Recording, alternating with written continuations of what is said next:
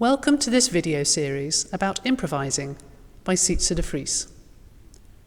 You can support this video series by donating the amount of your choice to Sietze de Vries' Patreon account, which can be found by searching Sietze de Vries Patreon or by finding the link in the description below the video. Enjoy the video.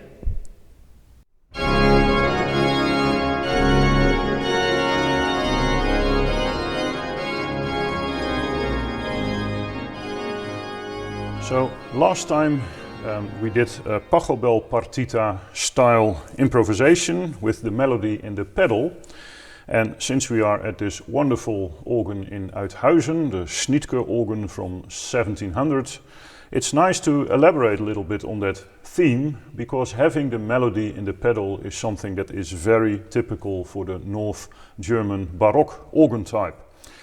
And it actually shows, because if you look at the stop list of this pedal, it has of course a Bourdon 16 foot, it has an octave 8, but also an octave 4.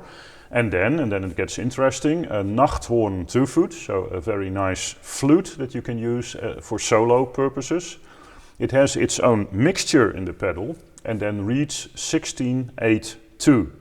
And imagine this being a small village, just some farmhouses and a church in the middle in the days of Schnitger, and then to have this big organ with 28 stops, for a long time the biggest village organ in the Netherlands, that's quite spectacular.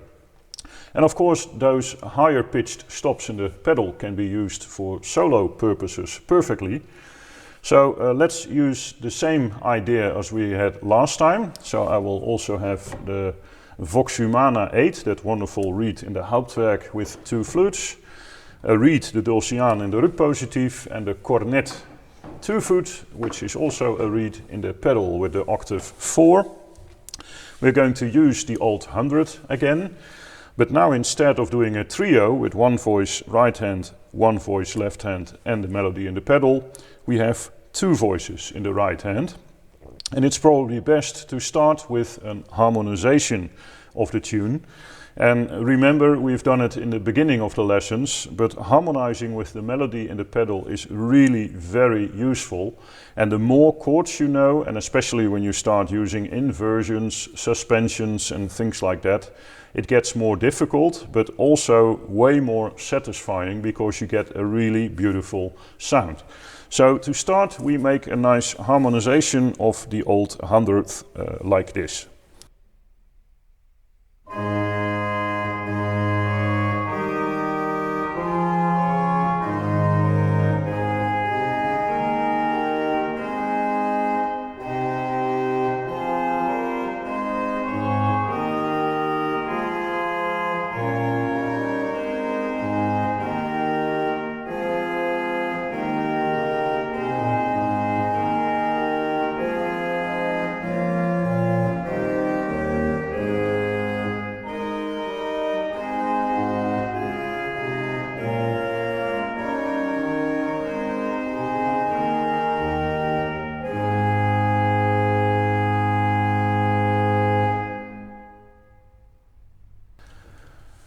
And of course the key word here is voicing, good voicing. So you really have to know the melody, the key you're in and the chord you're playing, and then you decide which finger is going to which key to have the best possible solution of the chord you're looking for.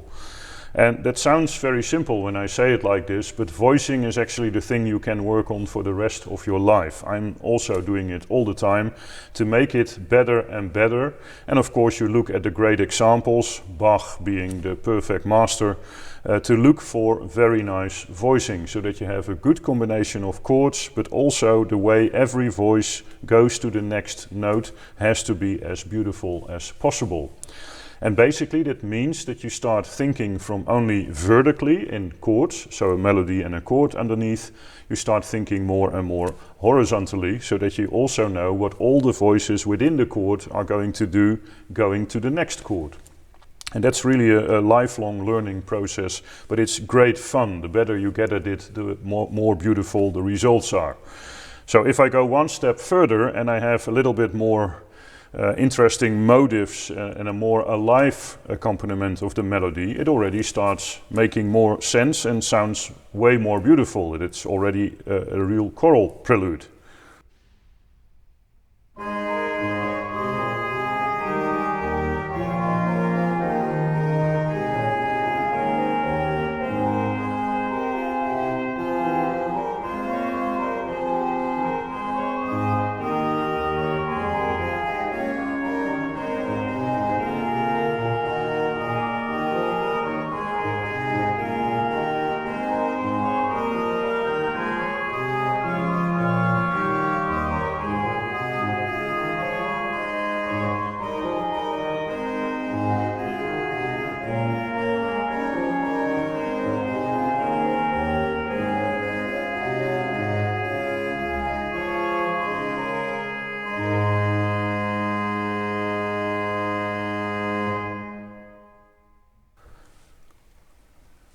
What automatically happens a lot is that you have parallel movement, especially in the right hand, so that you have a sixth, or the inversion of that, the third, which always sounds beautiful. So that's a good thing to use in a variation like this. And if I expand it by one little thing, namely a kind of ritornello in between the lines, and the ritornello could actually be a parallel set of notes, because, well, the psalm actually starts with a descending line. So why not use that as a nice ritornello that can return in between every line? And then, like we have done before, you can think about what key you can go to at the end of a line to make the ritornello different every time. And of course, like always, you have to know the main key, in this case G major, and then immediately you have to realize D major is of course the dominant key, C major is the subdominant key, and the relative key is E minor. So having all that in mind, you start doing the same thing as I just did, but now with some ritornellos in between.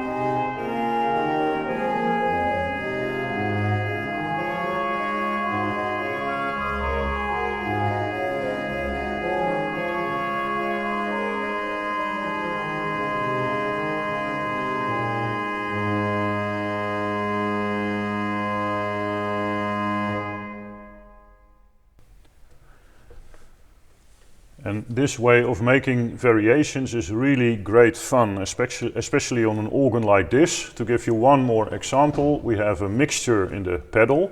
So if I have the octave 4, the mixture, and the trumpet 8 in the pedal, I have a very strong solo voice. And let's accompany that with the principals 8-4 and the trumpet 8, and just for a little color, the 1.5 foot flute in the Hauptwerk. And actually this shows you that it's all about quality of sound. A lot of you probably learned that you can't combine flutes and principals, for example. Well, on this organ you can combine basically everything. You just have to use your ears. And in this case I have two principals, a flute and a reed in the Hauptwerk, and it's a perfect mix. And in the pedal, like I said, I have the reed, trumpet 8, a mixture, and the octave 4. So let's see if I use a different rhythm, the dotted rhythm for example, which is always nice when you use a reed. It kind of fits that sound of an overture. And let's see if I can make another variation like this. And keep in mind, this whole system with difficult voicing and having melodies more and more horizontally is not something you can do in a week. But just to give you some examples and hopefully some inspiration, the more you do it, the better you get at it.